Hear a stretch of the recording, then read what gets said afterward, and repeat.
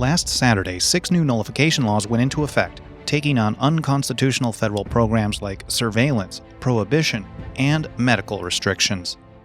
Laws taking on the surveillance state went into effect in 2 states on Saturday. In Minnesota, SF 86 puts strict limitations on the use of automated license plate readers, or ALPRs, to track your location through pictures of your license plate.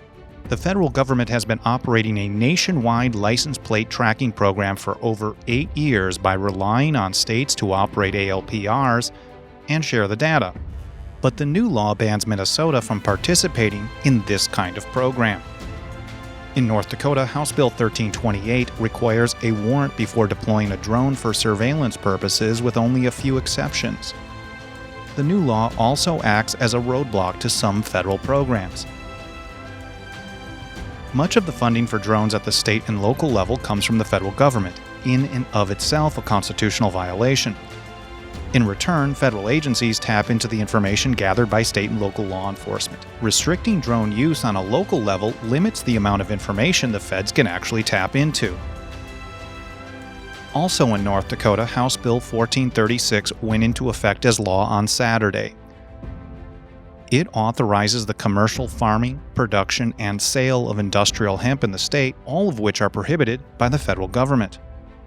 Additionally, the text of the new law expressly rejects any need for federal permission for hemp farming. And in 3 states, Alabama, Minnesota, and North Dakota, new right-to-try laws went into effect on Saturday as well, allowing terminally ill patients access to some experimental treatments not approved by the FDA. The Federal Food, Drug, and Cosmetic Act prohibits general access to experimental drugs without a lengthy approval process that some people die waiting for.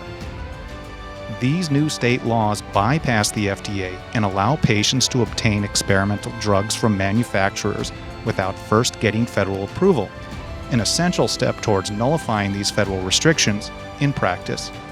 Each of these 6 nullification laws chip away at unconstitutional federal overreach, but they are far from alone.